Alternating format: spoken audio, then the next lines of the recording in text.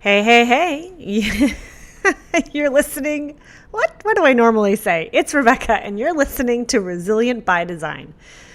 Okay, it is Canada Day here in Canada. If you're listening to this on the day that this episode is coming out. So we are all on holiday, and in honor of summer holidays, to kickstart the summer, we are rebroadcasting one of our first episodes from season 1 with Tiffany Leigh. Tiffany Leigh is an incredible designer here in Canada, and she is so inspiring because she shares about confidence, and she talks about, how you can create value as a designer to sell your services, to have your clients trust you, to build that trust. What she does with her new leads, she's got tricks and tips and tricks. Anyways, it's a great episode. Tiffany is a powerhouse, and I hope you guys enjoy this rebroadcast. Sometimes these episodes are just so good, it seems a shame that they kind of sit there, and some of our new listeners maybe haven't heard these. Also, I just want to check in with you guys. How is summer going? Are you burnt out?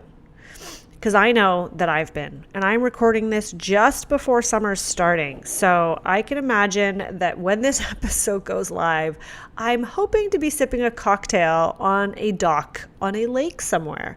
Because I think a lot of us, especially in the design industry, have just been hustling so hard these last few months because the industry got so busy, and then we're dealing with all kinds of distractions in a way, which are the pandemic, the online school that was happening here in Canada, and then also all the back orders, the product delays, the shortages of material, and it's been stressful. And I know a lot of designers are just ready for a break. So I hope that if you are one of those people that has been stressed out and on a hamster wheel, I do hope you're taking that time for yourself. I am taking 2 weeks. These first 2 weeks of July, I will be on holiday. My team will be managing without me, not to contact me in case of emergency. And it's something that's hard to do. And I realize I'm going on a tangent here, but I will say that when I see that something is going to be happening when I'm going to be on vacation, my inclination is, I can just do the Zoom and then I stop myself. Because the old Rebecca would just say, I can just squeeze that in. And then I'm on vacation and I'm resentful that I have to work and I can't just enjoy my vacation. So no more. And if you don't have people working with you, then you need to make it clear to your clients that you need to take time off for yourself. All right, that's my little rant. I hope you guys enjoy this episode, and we will see you next week with a brand spanking new episode. Have a great holiday. Hey, it's Rebecca, and you are listening to episode number 9. Today's episode is a good one. I mean, I know I say they're all good, but Tiffany Leigh is so smart and has so much wisdom to share. You're really going to like this. I sat down with Tiffany Leigh of Tiffany Leigh Design to talk about the importance of knowing your value as a designer. We go into how you can express that value to your clients when you get into tricky situations, and how you can build your brand that builds your confidence to add value. Tiffany used to work, or she started her career, in fact, at Richardson Design, Sarah Richardson is a celebrity designer here in Toronto. She's a TV show host, all the things. And Tiffany shares with us some of the things that she learned while working there that she's brought into her own business. I think you're really going to have a lot of takeaways from this episode. I know I did. Pay attention specifically to when she talks about her little hack for making sure new leads don't slip through the cracks. I'm definitely going to incorporate that into my business because I know we get busy and sometimes we just don't follow through. Have a look at her Instagram. It's beautiful. This girl knows what she's doing, and she's going to tell us how she's done it. Enjoy. All right. I'm Rebecca Hay, and I've built a successful interior design business by trial and error, podcasts, online courses, and so many freaking books. Over the last decade, I've grown from an insecure student to having false starts to careers, and now I'm finally in the place where I want to be. Throughout my journey, it's been pretty obvious that I'm passionate about business and helping other entrepreneurs do the same. Each week, I'll share tangible takeaways from my own experience and the experiences of other badass women to help you build your confidence and change your business. Okay, guys, I'm so excited because I am here today with Tiffany Leigh of Tiffany Leigh Design, and she is this superpower, in my opinion. If you follow her on social media, it's like she's the most beautiful curated feed. I could just spend my day there. And I've had the recent experience of getting to know her a little in our mastermind and have learned so much more about this woman. I think she has so much value to offer. Welcome, Tiffany.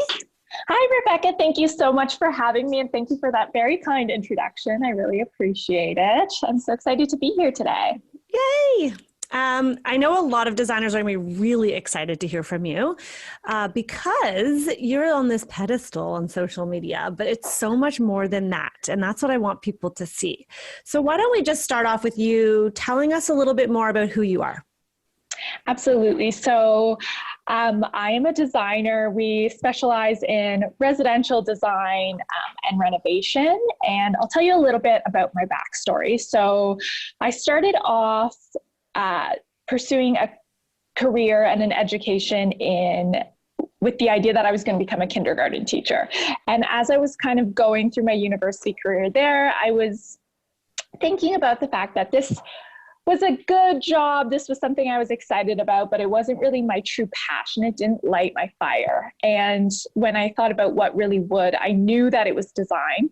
So while I was still completing my degree at the University of Guelph, I applied to design school. I finished my Guelph degree, and then I went on to do a design degree. And while I was in design school, I got a really great opportunity to start working part-time at a design firm for Richardson Design, which I'm sure many people are familiar with. And that was very exciting. And when I graduated, I was hired on there full-time, and I worked there for 4.5 years. And then I recently, about a year... Up. 1 second. I feel like we kind of need to address this. Sarah Richardson Design, or Sarah Richardson, most people have heard of her, especially in Canada. Right. She's like an Uber celebrity designer. How the heck did you get a job working there right out of school? Like, I'm sure most students right now are listening. They're like, holy heck, how did she do that?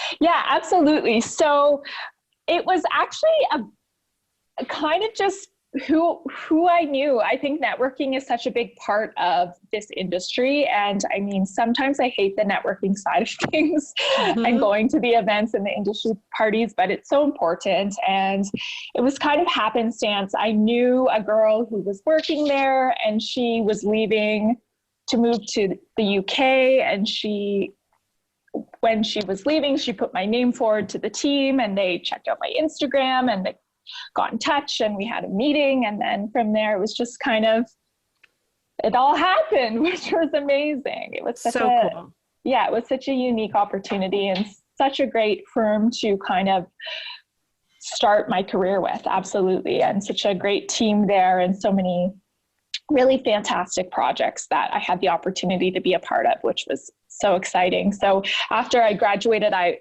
was there full time for 4.5 years. And then about a year and a few months ago, so February of 2019, I went out on my own, and I've been running my own firm ever since.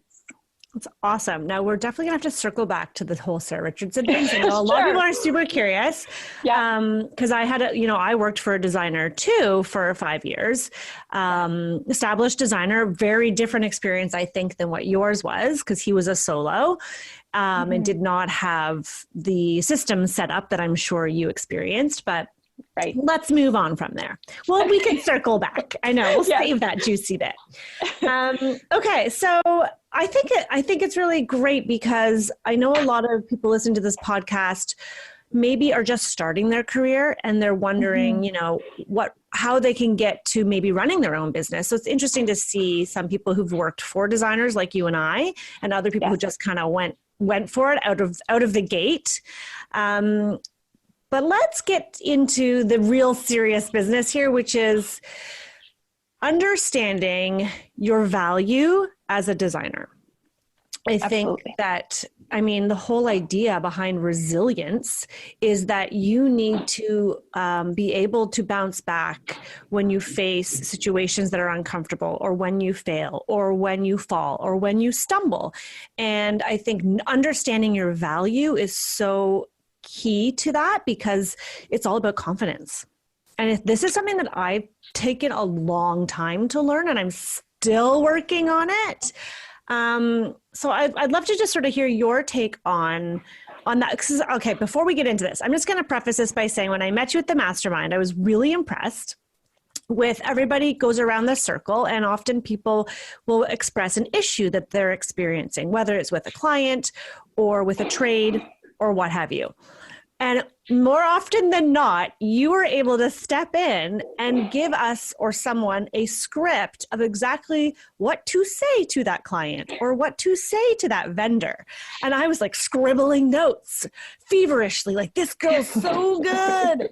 So I think that comes back to understanding your value, and that every time you kind of poise the answer or the statement for us to sort of reiterate to our trade or to our client, it was always about reinforcing your value. So go ahead. Well, thank you. Absolutely. So I really do believe that, even if maybe you are not feeling 100% confident, which I think we all face. I think everybody in their field, no matter what field you're in, at one point or another faces this idea of imposter syndrome. But you just have to know that the client is paying you, and if you have set your rate correctly and on industry standards, they're paying you a significant amount of money to offer your expertise and offer your advice, and there's value that you're providing there. So I'm going to just jump in here. You mentioned charging your worth as a designer. When you charge what you're worth, people are paying and they have high expectations of a value. So I think that's also important to understand, is I think a lot of designers are not charging enough money for their services, or they're getting people who are trying to barter with them. Absolutely. Yes. And I have been there, and I have been there early in my career where somebody says, well, would you do it for this price? And I've agreed, and I've never not regretted it. I've regretted it every time, because that just starts off the relationship with you already sort of feeling that the client maybe doesn't fully understand the value that you're bringing to the table, and feeling undervalued or maybe underappreciated in a way is never a good way to start the relationship. And I think that is not the client's fault. That is the designer's fault for agreeing to take on a reduced rate and not managing that expectation.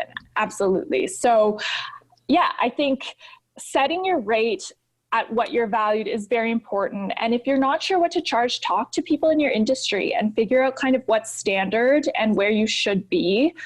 I think that when you undervalue yourself, you're doing the industry as a whole a disservice. And I think you have to think about, why do you want somebody to hire you?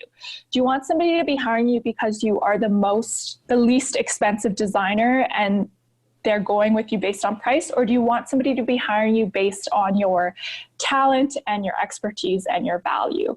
So I've done renovations, at my own cottage, and I got several quotes from, say, a plumber, and I never went with the cheapest plumber, because if somebody came in really under market value, it made me think that maybe they don't know what they're doing, and it scared me off. And so I think that you can think of that for yourself. If you're scared of scaring someone off because your price is too high, think about the flip side of that. You can also scare off some really good projects if your price is too low. Totally. And I think especially if you are trying to deliver value and you are trying to do a high-end design, if you're hoping to do custom drapery and custom furniture and all the things, the person who wants that is going to look at a low price and think that you aren't good enough and that you don't know what you're doing. Absolutely. That's what I really think. I think that your value is reflective of how the client perceives your level of expertise. So what you're setting your price at is what the client's going to think you are worth, essentially. So I really like the idea of, I like that word, perceives. I think perception is so key. So what would you say? So I think I agree with you. So part of this is the price, right? So what you charge helps to add value and show other clients where you stand, but that's not the only thing. You can't just like slap expensive price tag on your service and hope to get all the best clients. There's a lot more to prove your value to a client, right? Absolutely. And I think that you continue to prove your value throughout the project. So I would say that every single project, no matter what, is going to have issues. It's going to have unforeseen problems, sometimes mistakes you make, sometimes mistakes that are completely out of your control. And I think that part of our job as the designer is communicating those issues to a client in a way that makes them feel very confident and very reassured. I think, I'll give you an example, and I think we've talked about this maybe in our mastermind class. So I had a girl who I mentor a little bit, who's does some small projects on the side. She called me up and she said that she was doing a small kitchen renovation, and she said that she didn't know how to approach the client because when they took the cabinets off, it revealed all these problems with the piping in the condo, and they had to, bring up these new costs, and she was really nervous to talk to the client about it. And I said, this is not your fault. And if this were me and I were approaching the client about this, I would reiterate my value, and I would say, you know what, we found this, we uncovered this plumbing issue, but thank goodness that we were able to catch it now before the kitchen went in and before it's going to cost you even more. This was a time bomb waiting to happen, and I'm so glad that we were able to discover it now. I know it's a little bit stressful, but that's why I'm here. Let me deal with the stress. We'll make this right, and it won't affect your beautiful kitchen install at all. We'll just have to, pay. It's an unexpected cost we have to take, but let me take care of the stress and the rest of that. Oh my God, girl. Are you sure you're not a psychologist? Because that's good. And I do remember you saying that in the mastermind, and I had the same reaction. I'm like, oh, just reframing it to the client to show them that you're actually the hero and it's a good thing that you've discovered these problems, as opposed to, oh my God, what are we going to do? Oh my God, I'm so sorry. It's going to cost extra money. It's amazing. It's all about the wording. Exactly. I think if I was paying somebody, to manage a project and they came to me in a panicked or an upset or a super apologetic, and I mean, there are times you have to really apologize. I think that, there are times when you have to own up to mistakes and apologize, but I just want somebody who comes to me and at least seems like they've got it covered and knows what they're doing. And I know as the designer, I will figure it out. I will figure out the problem, and the client doesn't have to know that maybe I am a little bit panicked about it, because there's always an answer. Totally. That's amazing. So, I mean, that's a great example of a really specific situation where you're proving your value as the project is going. Yes. So what about if someone who's listening to this is like, that's really great, but how do I even get the project? Because what are the things that I need to do to help me understand my value or to show my value? Are there things that you would recommend, like professional photography or social media or your website, or I know you mentioned marketing. What are the other things? I hate the word thing. I mean, really, come on, Rebecca. I don't know. During the lockdown, my vocabulary is suffering because I'm not having more adult conversations. Right. And I'm searching for basic words. It's terrible. What other factors, there you go, do you think, someone listening to this could take away and say, okay, yeah, these are the things that show, I did it again. These are the ways that I can show my value to help get those clients. Absolutely. And I think a big part of demonstrating your value and having other people invest in your value is to invest in yourself. So I know this might not be possible for everybody because there are things that cost money. And I recognize, especially now with COVID going on, everybody's situation is a little bit different. But I do think that it's important to invest in yourself where you can. So I think professional photography is a huge one. I think if you can get every project that you do even a couple good shots, even if it's not your dream project, if you have a photographer a half day, capture a few key vignettes that you can put in your portfolio just to start out, that's huge. I think having branding and a good website is a great idea. I mean, you can be as big as you can be on social media, and if somebody goes to your website to contact you and it's a not visually appealing website, or it functions poorly, they're going to start thinking, okay, well, is my house not going to be visually appealing? Is my house going to function poorly? I think that everything that you put out has to be a reflection of your brand and what you want to be as a designer. So I have a new website launching this week, actually. Oh, that's exciting.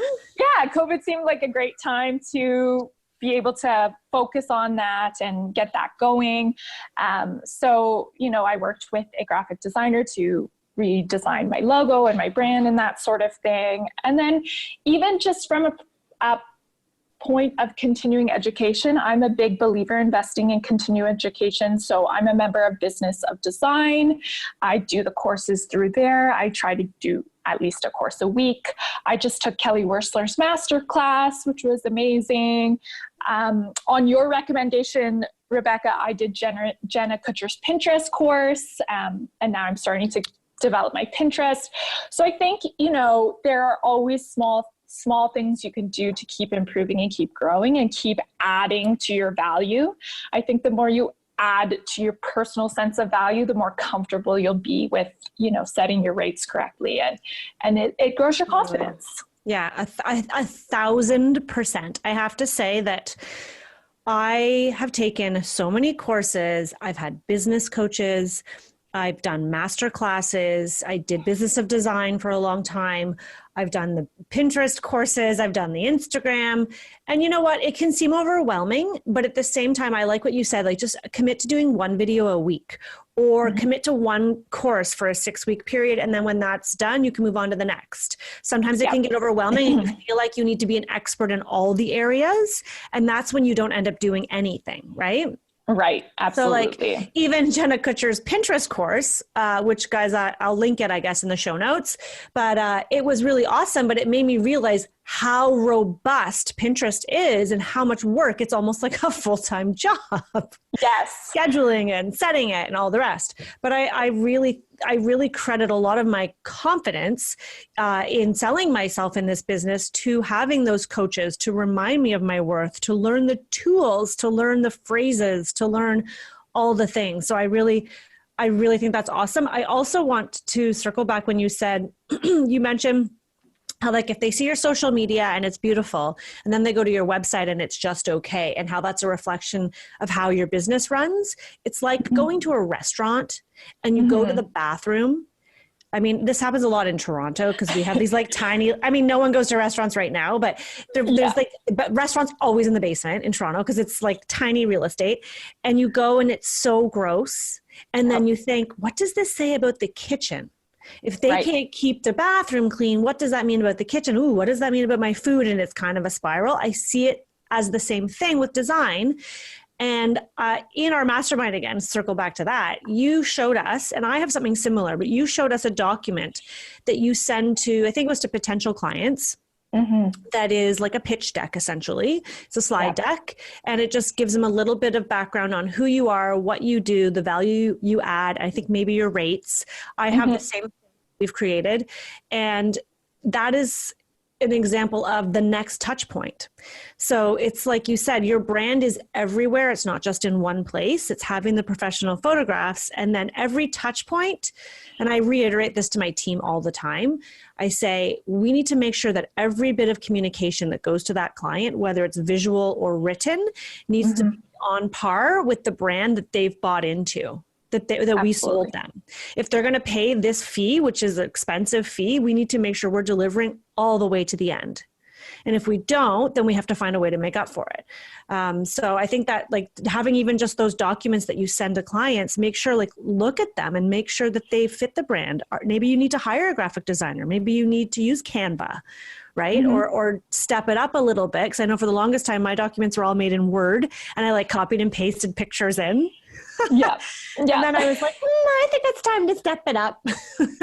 Absolutely. And I think going back to that document you're talking about, I think it also just was one step removed for me from me saying, so great to hear from you. Here are my rates, and typing them up in an email as opposed to having a document to send with my rates that somehow just made me feel more confident in not negotiating my rates, because it's not me just casually talking about my rates. It's showing that this is our policy. This is our document. This goes out to every client. You know, it's the same across the board, and it helps you just stand a little bit more firm with that as well. 100%. 100%. I think it's really important. It's like having your contract and saying, well, this, and walking people through your contract. I mean, I do that. And so they see, okay, this is what's entailed, as opposed to you feeling like you have to organically every time spew out all the information. And you might hold back on sharing something because of your own insecurity or fear that they may not want a lawn sign. So that's just in my contract. And if there's some particular reason why they don't want a lawn sign, which happens, I mean, we just had that happen. They don't want whatever. That's fine. But more often than not, because it's in there and they see it, I don't have to have that awkward conversation where I say, is it okay if I put my sign on your lawn? Absolutely. Yeah, it helps us have backs us up. It's our like backup. I love that. I need that. I need the backup because I chicken out all the time. Yeah, I'm terrible at asking for money, asking for favors, asking for anything. I don't know why.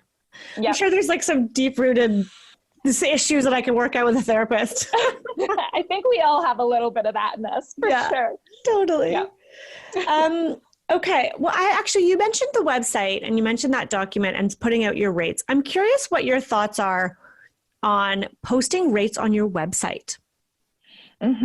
So I have heard that people do this, and I actually think it's a really great idea, but I have decided not to do it. And I think the reason for that is that I just want that extra chance to have that personal interaction and that other view of what we have to offer before they see the money. I have a little bit of fear of someone clicking onto my website, going straight to the rate section, and then being frightened off, if that makes sense. Whereas this way, they reach out, I can write a nice email with a personal message based on what they're telling me. So a lot of times it's, congratulations on buying your first home. That's so exciting. We would love to be a part of it. Here's our package. And it's just one more. And then they have to go through a couple pages of the package to see my rates. So they're seeing more examples of work.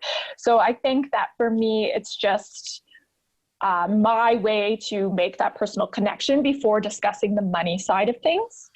But I know that a lot of people recommend it and like it. So no, it's interesting. I don't know. I don't have my rates posted. I just have my consultation rate posted. I started doing that just over a year ago or maybe 2 years ago. And I've found it's really helped filter.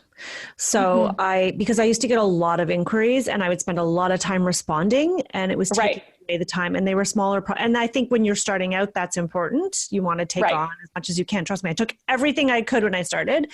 But then as I started to grow my team, and I want to talk about that in a minute, but as I started to grow my team and I had the responsibility to employ these people, and now I have an office, I can't take jobs that are less than a certain amount because it divests. It spreads us too thin, and we can't, we need to be able to pay the bills and still do a really good job. So absolutely. I think that's smart. Yeah. And the consultation rate on the website also gives them an indication of, doesn't say what your fee is going to be, but if it's a high rate, then they automatically know that you do a certain caliber of business. Right. An expectation is set. Yeah. Yeah. It's like a pre-qualifier, if you will. Right. Yeah. I think that's great. So, okay. Wait, actually one more question. Now that I'm hearing you say this, it's like, this is kind of a side shoot, but when you send out that document, then, I was just on a live stream entrepreneur, I don't know what's a live stream. This is like a whole new world now. It's like not a podcast. It's not a show, but I was on it last night with some other entrepreneurs, and a realtor was talking about the power of the follow-up.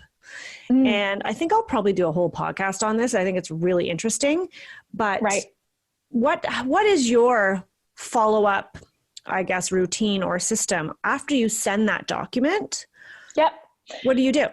So once I send that document, I file the email into a folder called inquiries, because I'm a nut for having my inbox clear. Ooh, that's such a good idea. I don't do that. I'm going to do that. Yeah, so brilliant. I file them into a folder called inquiries, and then about once a week, I'll go through that file. And if I haven't heard back, I'll just send a really quick follow-up note and just say, hi, I hope you're having a great week, enjoying this beautiful weather. I wanted to touch base and see if you had any questions about the package that I sent. Let me know. I'd be happy to chat further.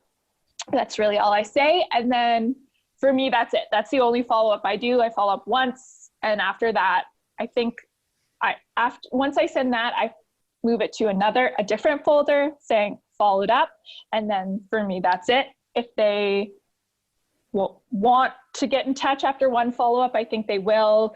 I will say I like having that folder. If at one point I realized, you know what, I have no projects going on, I think it's there that I could go back and access and say, hi, I know you were thinking about doing this project a couple of months ago. Is it still something you're thinking about? We'd love to chat. I mean, I haven't had to do that, but I like knowing that I have those if I ever had to go back and follow. Yeah, because otherwise they get lost in your inbox. That's what happens to me. I mean, I have a team helping me with the inquiries, and we now use a program to track the ones that come through the website. Yeah. But sometimes you get emails that don't come through the website, so they're not tracked through our software. And I'm the worst. Like, I will tell you, I said this last night in the live stream, like, I'm terrible at follow-ups. I get so busy. I'm so in the work or working on the business. And it's really just, I forget about someone. And then weeks later, I'll say to my husband, I'll say, oh my God, I never responded to so-and-so's friend. And like, it could have been a great job. But if you don't follow, I think I've heard someone say that if you don't follow up within 24 hours, you've lost, like, your lead is the hottest right after they've contacted you. So you need to follow, you need to respond right away. Absolutely. I always try to respond within 1 business day to initial inquiries, and then follow up in about a week from sending off that package. Yes. Yeah. And that also speaks to your professionalism too, right? Thank you. But it's not always, I agree. The inbox is a messy place, which is why I try to keep it at 0. It's hard. It's very hard. I like the folder idea though. That's a good one. That's a good takeaway. I like organizing things. So I'm like, I'm going to jump. As soon as this is done, I'm going to go do that. I'm going to tell my whole team, this is what you have to do. Okay, team. Let's talk about a team. Let's talk team. I know that you have a team. Obviously, I have a team. And I'm super curious on how you feel that adds value, because I know a lot of designers, a lot of them are concerned about bringing somebody on, being able to pay for that person, how to budget for them, and then also, you know, giving up a little bit of control, which can be really hard as a creative. So tell me what your thoughts are on that, and what's your team situation? Absolutely. So my team, so right now I have 3 team members working for me, and they're all freelance. So I think that if you are nervous about bringing on a team member, freelance is a really good way to go. It's less of a commitment, and, you know, it gives some flexibility in terms of how much work you give them and that sort of thing. I have my account manager who handles all of my invoicing and bookkeeping and kind of sending out invoices and that sort of thing. And then I have a junior who helps me do all of the things. So all of the sourcing, ordering, tracking of packages. She's involved in the creative, all of that. And then I have my newest team member who it's kind of bad timing because we just brought her on right before COVID hit. But she is a student. She's a student at the design school that I went to. And so I'm really using her skill set for more of the beginner side of things. So she does a lot of the running around and pickups, or she will when we're able to do that sort of thing. And she also has a social media background. So I am getting her to help with our Pinterest and Instagram. We're starting a new blog, so she's going to be helping with that, and getting her involved in just flexing her design school skills. So she's starting to help with CAD and things like that as well. And Awesome. and the thing that I'll say about hiring team members, especially team members who can bill to clients, is that really the client is paying for that person. It's not necessarily, most of it is not coming out of your pocket, and you can, I'm sure everybody knows this, but you bill them out at one rate to the client, and then you pay them at a little bit less. So it actually can bring profit into your company, which I think is really great. And it frees you up to do a lot of the things that you want to be doing, and it takes the things that you maybe would rather delegate off your plate. So I know giving up creative control can be really tough, and if you don't want to give up creative control, you don't have to. But if you're like me and you don't want to be doing the invoicing and figuring out how to balance your visa at the end of the month, you don't have to do that. And you can free up your time to bill your rate to clients. I think it actually adds profit to your company in many ways. I think that's a really great way to look at it. I think a lot of people don't see it that way. They see it as, I need help, so now I'm going to take a hit to my bottom line, but I guess I have to do it because I can't do it all. But you're right. It can be an income generator. So you bill hourly, so you're able to bill them out at a higher rate. What about when they have tasks that are maybe more administrative, or you can't justify billing it to the client? Yeah. So then I cover those costs. But again, I feel like, because the client, so say I'm paying somebody $40 an hour, I would be billing them out to the client at around $80 an hour. So even the time when they are doing work for me, that extra $40 an hour that they're bringing into the company goes towards paying them for the times that they're billing the company, if that makes sense. So I still feel like, for the most part, their costs are covered by the client paying for their role. I mean, it's a little bit different with accounting and bookkeeping and stuff like that, because that often is not, a little bit of it is billable to the client, but a lot of that is just coming out of your pocket. But again, I think of it like this. I could spend 8 hours a month struggling with my financial side of things because it's not my area of expertise. Right. And that's 8 hours a month that I can't be billing at my rate to a client for doing something I actually enjoy doing. Totally. Whereas I can pay my bookkeeper a rate that is less than my hourly rate. Do you know what I'm trying to say? Yeah. It frees you up to make more money to pay them. And sometimes I do believe it's more than just financial. It's also a mental relief for me. Like the amount of time that I put into thinking about the invoicing, thinking about what I needed to get to, but of course it was the bottom of my priorities because it's not what I enjoy doing. Yes. The mental freedom that I have now I don't have to think about those things anymore. And if I do, I send an email to someone and they're like, yep, I'll take care of it, or it's been taken care of, and it's immediately out of my brain.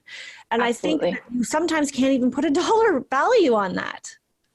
I completely agree. And I think on the flip side of that too, the mental, for me, coming from a rather large firm, when I first started on my own, I was missing the collaboration and the team and the kind of atmosphere of having people to bounce ideas off of and develop designs with. I was missing that. And so for me, from a mental perspective, bringing on a team was worth it for that as well, just to have that back and have that energy back in the office. And I think it really helps me creatively. Totally. It pushes you. And that's one of the things I'm missing the most right now, being in lockdown, is I miss just bouncing the ideas and pulling out the fabrics and saying, well, what about this? And this could work, or what about that? Or looking at a floor plan and marking it up. It's something that I've always loved, is the collaboration. I did not have that as much because I only worked with one other person. So there were two of us, but it wasn't that team. And so I've always sort of dreamt or envisioned having this bigger team of people, because I also just love the idea of like an office atmosphere where you go in the day and you have a conversation, and then you have a meeting, and then you get to be creative. And I like variety. I can't do the same thing every day, and having people in my sphere helps to give that variety. So I don't have that right now. One day soon. Yeah. So once this is all over, I mean, typically we were working before where the girls would come to the office once a week. So Wednesdays were our office day, and we'd all get together and we'd have that, but then we all sort of worked separately from home on different things, which worked really nicely. And then I just thought of also in terms of value add for the client, I think having a team can be really appealing to a client because you can show them. So I always sort of say to my clients, you know, your first few months of billing will be higher because it's very design heavy up front. And I, as the senior designer, I'm very involved in the project in front. But once we transition to the ordering phase, all of the work goes to our junior designer who bills at a lesser rate. So you'll see a dramatic decrease in your bills after the first couple of months. And I think that's a really appealing thing to a client. Totally. Yeah. I think that is, it's also reassuring when they're being billed hourly and they're not really sure how many hours it's going to take to know at least there's going to be a reprieve. I think that's smart. It also just shows people, I think, that, you know, if you have people working for you, you're not a fly-by-night designer. You know, I know we all start that way, but if you can start to have somebody on your team, even if it is inventing an email address for your person who does the invoicing, right? Yep. It's brilliant. You're not really lying. I mean, maybe a little bit. Maybe a little. But a little bit. I mean, you gotta fake it sometimes, but it does help you, and it gives you a little bit of backup, right? So people look at you, or clients will look at you as, okay, this is a more established firm, or this person's not going anywhere. And I think it helps to build your trust factor as well. I agree. Yeah.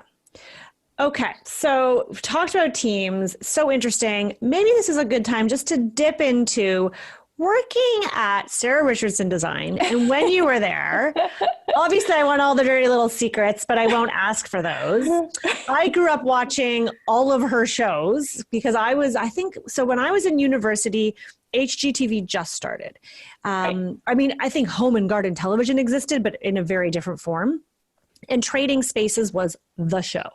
And Paige Davis was my role model. I was like, because I was in theater too, so I loved the idea of performing. I wanted to be a TV show host. I still would like to have my own show, working on that one. Not there yet, but Paige Davis was like, I want to be Paige Davis. And then it evolved into Sarah Richardson. And I guess this was probably more in Canada than in the US, even though I know it aired in the US. It was Design Inc. Yes. And that's sort of what planted that seed for design in me that was always there, but it kind of brought it to the surface of decorating and design. And I love that. I still think that there's not enough shows with just female hosts anymore. It's gone a different way. I won't go down that road. So, I mean, I really idolized her so much when I was starting out in my career. And I'm so curious, maybe you can just give us a few little insights into how that business was run and some of the takeaways that you've taken into your own business. Yeah, absolutely. So I think that I, like you, grew up watching these shows, and Sarah for me was the pinnacle. And so it truly was a dream come true working there. It truly was. And I'm so grateful for the opportunity. I think it's set me up. You know, I always knew that one day I would start my own firm. I'm very entrepreneurial, and I always knew that was the goal. But I think that working for her and learning from her and her team, it just, how could you not be successful after that? I mean, she is such a successful, hardworking person. And I think some of the things that I really learned from her were about trusting your team. I think that because she has her hands in so many different avenues of the industry, with TV, books, fabric line, wallpaper line, furniture, the design firm, I mean, she really does it all. And I think with that, she really trusted the team, and she really trusted the team to lead client projects. And I learned a lot from that. I learned a lot about delegation and trust, and that's been a big part of me moving forward with my own team. Mm-hmm. So I think that was really helpful. And also from her, I learned that you have to be extremely hardworking to make it in this industry. I think she works harder than almost anybody I know, and that it's okay to have multiple passions in this business. Mm-hmm. And that's something, I don't know if you've heard of Athena Calderon's podcast. She's I Swoon on social media, but she has a podcast about the multi-hyphenate entrepreneur. And so she interviews some really incredible people on her podcast about their career paths and this idea that you can be more than one thing. And it really spoke to me, because I would love to have a TV show. I'm about to launch a shop. I have the design firm. I'm an Airbnb renovator and owner. That's right, yeah. You know, I have all of these different hats, and I think working with Sarah taught me that that's okay, and then that can actually be really great. And the whole team. I love that you have that role model, because I'm like that too. Like, look at me. I mean, what else can I try? What's next? Let's keep going. Absolutely. Yeah. Yeah. And the team there, I mean, it was just such a talented team. And, you know, I worked very closely with Tommy Smythe, who continues to be a great friend and mentor to me. And yeah, it's just, I can't say enough about it. Yeah. Awesome. Well, I'm so glad that you had that experience, and I'm glad that you're able to share that with the rest of us, because not everyone gets to have that kind of idyllic start to their career. So thank you very much for sharing that. Thank you. I think before we've got a few more minutes, but I want to make sure that we cover Instagram. Okay. Because your Instagram, girl's on fire. It's so pretty. I'm going to just open it up again. And I don't know how I first stumbled across you, to be honest, as things go in this world of social media, right? Yes, you just find people. I think it was probably through like a Sarah Richardson. I started following some of her designers at the time. Mm-hmm. And I think maybe you were featured in a magazine, and I'm like, oh, this girl's got really nice style. And then I saw that you had come out on your own, and then that you've started doing some collaborations, which I think is really interesting. Mm-hmm. I haven't really done anything like that, but I know that there's a lot of Instagrammers and influencers who really say that collaborations are a great way to build your following and your reach. I'd love to hear your take on Instagram. Like, how did you just make it so amazing? Oh my goodness. Well, thank you. Instagram is a tricky thing. I mean, I don't always love it. I have a love-hate relationship with it, as I'm sure most of us do. But my journey on Instagram started a long time ago, about 8 years ago. And it actually started when I was first going to go to design school. I started a design blog, which is no longer really in existence. It kind of fell off when I was working for a firm, but we're starting it back up. Yay! Yeah, so it started then, and that was at a time, I feel like I started at a time when it was saturated, but not as saturated as it is now. I think now there's just such an abundance of home accounts, and it's a challenge. It's a challenge to stand out in that industry right now. But I was fortunate to start when I did, and I was fortunate to start at a time when, you know, if a big account featured your Instagram, you would see a huge explosion of growth on your own. So my first feature was on the Every Girl, and from there, you know, I saw a big growth. Now when big accounts share, you'll see a smaller growth, still growth. So I think there are a few things, if you're thinking about collaborating, it's great. So a big part of my Airbnb renovation, so I have a small cottage in Sauble Beach, and a big part of that renovation was I partnered with Home Hardware. And so Home Hardware is kind of the Canadian feel-good hardware company here. And, you know, I was able to work with them on my kitchen cabinets and plumbing fixtures and a whole bunch of things. And it allowed me to do the renovation to a degree that I probably wouldn't have had the budget for without working with them. But it also just allowed me to promote a company that I really believe in. One of my first jobs was working in the main Canadian distribution warehouse for home hardware. I would pick orders. Like full circle. Full circle. You know, both my brothers work for a home hardware head office, and my dad just retired from there. So, you know, I think that that's a big part of collaboration, is don't just collaborate with people who you want some free stuff. You actually have to really believe in the brand, and, you know, you're going to be championing that brand, and people are trusting you on social media, trusting your opinions. And so I think you have to be very, very careful and very authentic when you're choosing to collaborate with other brands.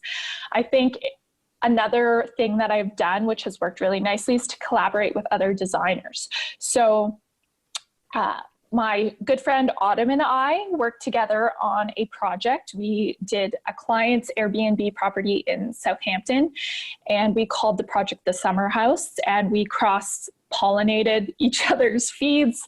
We promoted each other as we talked about the collaboration, and we both saw a lot of growth from that. And then it was nice because when it came time to all the promotional materials that you need for social media, like we made a YouTube video, we had it professionally photographed, all of this stuff, you're able to split the costs on that, which is nice. So that's a great way. And then another thing that you can do that works really well if you're looking for some exposure, this is something I do often, is that if I buy something for my own home and I put it on Instagram, I will always mention or tag that product page in my Instagram. So when I did my bedroom, I purchased a print from Juniper Print Shop and I hung it over my bed.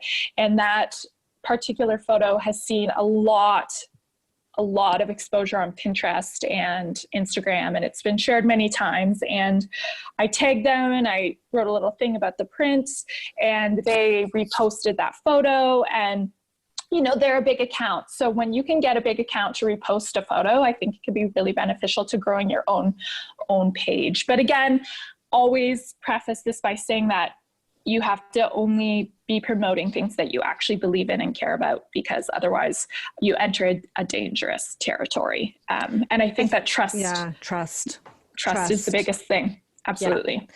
There's nothing worse than seeing somebody, and we've all seen them, right? Whether they're a designer or in some other realm, and they're influencers, and they all of a sudden are talking about one brand, and then the next month it's something else, and you start to wonder, are they just doing this because they're getting paid? Well, yeah, they're either getting paid in free product or in money, but it sometimes doesn't gel with what you would expect, and it starts to make you like them less. I agree. And you know what? I think that influencers should be paid for their work. Absolutely. And I think there's a lot of work that goes into it. I think it can be really easy to see something on Instagram and say, oh, they just got this free and they got paid. But, you know, when you're photographing, styling, writing copy, doing all these things, it's a lot of work. And I think that it does deserve payment, but the key, as you said, is that authenticity and the belief that they're doing it because they really believe in the brand. Oh my God, it's so much work. I've had companies reach out to me and I'm like, and then I look at what they want me to do. Yeah. I'm like, no. Yeah. I am so busy. I'm like, I can't even, reading your email is taking me too long. Like, I just can't. It's a lot of work. It is. So you're right. You have to align yourself with the companies and the brands that mean something to you, because that will help to grow your following, but also helps to grow that trust factor. And ideally, you're trying to grow a business, right? We're not just trying to be, I don't know, famous for some product. I can't think of a product right now, but yeah, so that's really interesting. I think the collaboration is really interesting. I think it's a great idea. I mean, I saw what you did with the cottage. It looks lovely and it looked fun too. And I like the idea that you can then share some of the responsibility with somebody else too, which is kind of neat. Yeah. And get cross exposure. Yeah, for sure. Absolutely. Instagram's great. I will say, you know, if you can build your Instagram, if you have the time, it's very time consuming, but if you can take some time to pour into it and not lose sort of heart, because it does. I can remember a time when I was stalled at one number for I think for 3 years. My number did not grow, right? And it can be very disheartening. So but you just have to keep at it, keep showing up, keeping your authentic self, and it does pay off. I think on our intake form, we ask how you found us on potential client intake forms. And I would say almost 80% of the time, people tell me it's through Instagram. So it is awesome. A huge traffic driver and something you should pay attention to. I think that's awesome. And for the designers out there, because I know a lot of people, and even for me, I don't get a lot of people who say, I found you on Instagram. But if you dig a little deeper, they didn't contact you until they saw your Instagram. Right. So that's something to keep in mind. Maybe they were referred by someone, or maybe they found you through a publication, but they checked out your Instagram. So make sure when you're in that intake form when you're having that phone call, say, when you want to know how they found you, dig a little bit deeper and ask, oh, have you did you stumble across my Instagram? Have you had a chance to look at my website? I also like asking that because it gives you a sense of, do they even know what my design style is? Before they're coming to me. Because if they've seen my website, then they get a sense of the type of projects I do. So that's absolutely great advice. All right. Before we wrap it up, let's just ask the question that everybody wants to know, because currently as we're recording this episode, it is lockdown, quarantine. Things are starting to open up. How has COVID-19 affected your business, and what pivots, if any, have you made? Do you make a pivot? Sure. Made. Yes. I mean, absolutely. I think everybody has probably been affected by this in many ways. And my business for sure, when it was first hitting, I had a big construction project that was about to begin. And the client called and said, you know what, we're living in the house. And this was even before things were banned, but they just said, we're living in the house with all this going on. We're not comfortable moving forward until it's cleared up. And thank goodness we stopped then, because otherwise they would have been in a gut job for a long time. So, hoping that picks back up when things change a little bit. But we've been lucky in that some of our projects are in phases that have been able to continue. So either working on the very preliminary design sort of presentation side of things, when now a lot of the sourcing, I don't think you can do all sourcing for a project online, but a lot of sourcing you can do online, and floor plans and that kind of thing, which is easy to do from home. And then we had a lot of projects in the ordering phase, which has also been a challenge, because you'll put in orders and then you'll get a thing that it's been canceled or it's delayed 6 months or something, right? So there's definitely been challenges with that. But we have pivoted. So we've opened up virtual consultations, which we previously weren't doing. We were only doing in-home consultations, and now we've moved to virtual. And that's actually been great because we've been able to tap into our US audience through that. So we have quite a few people on Instagram from the States who follow us. And now by opening up the virtual consultation, we've had an opportunity to work with a wider audience, which has been really great. And we also started offering an exterior rendering service. So that has been a really great kind of quick and easy thing. A lot of people are home right now looking at their homes and thinking about things. So that's been great. And then really I have been just taking this time to take a step back and really think about my goals for the business, think about defining my voice for the business, which is why we're doing this rebranding strategy, and really thinking about where I want it to go and getting my back end things in order. Like I said, finally focusing on Pinterest, which I know is a huge traffic driver. I've heard it's better than Instagram, and I honestly didn't even have a Pinterest up until quarantine hit, right? So I think it's allowed a bit of a slower pace and allowed me to really take time for the back end things, and also to think about what I really want moving forward. Awesome. Yeah, I have to say I'm right with you there, girl. Like I find that, I mean, it's a little chaotic because I have 2 little kids at home, but it has been really nice to take a step back and to have a slower pace, to be honest. I was kind of grateful for the slowdown, and it has made me reevaluate and think about what my priorities are. And I love, like, as you can see, I love the teaching side of this. Like I almost went to teachers college. I didn't do it, but I almost did. Because I love helping people, and that's what we do with design. But I see myself helping people on a much greater scale and in a different way. And so it's been really great to give myself that time to really reflect and look at our marketing efforts. And I'm redirecting. We've done small pivots, like you say, with the virtual consultations. We're not offering online services, but I think that's quite clever because I have had a lot of people asking me, like through our design dilemmas on Instagram, about their exterior or the home updates, because you're right, people are in their houses and they are getting fed up. So I think it's a great time to reevaluate. I hope everyone takes all of this information to heart. It's okay to slow down every once in a while. I know that you look at someone like Tiffany or myself or Sarah Richardson or any of the designers we talked about, and everyone seems like they don't stop hustling, which is to an extent is pretty true. But at the same time, it's important to see that we also take a moment to like breathe and reevaluate, because you can't just keep barreling ahead without really knowing where you're going. You need to sort of think about, where do I want to go? Because if you just keep going on the hamster wheel, you may not end up where you really want to be. So. Absolutely. And it's so easy in regular daily life to get really caught up and not do the evaluation of that. I think we're so busy. And another thing that it's taught me, and that I hope to take forward when the world goes more back to normal, is that,